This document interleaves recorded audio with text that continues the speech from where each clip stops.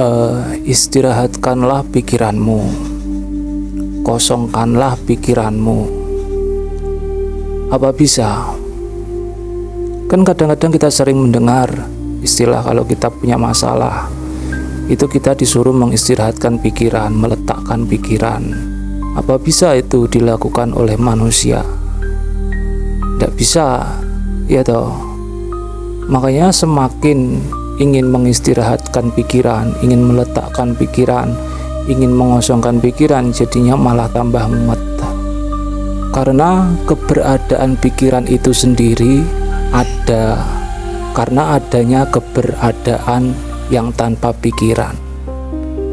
Jadi ketika pikiran itu bergejolak, ingin berbuat sesuatu, maka yang bekerja adalah pikiran itu sendiri. Atau dengan kata lain, pikiran ingin mendiamkan pikiran. Atau dengan kata lain lagi, manusia ingin mendiamkan pikiran. Yang sebenarnya itu adalah kosongkanlah keberadaanmu dari pikiran. Berilah jarak keberadaanmu dari pikiran. Ketika bisa memberi jarak, bisa meletakkan pikiran, maka disitulah disebut dengan mengosongkan pikiran, mengistirahatkan pikiran.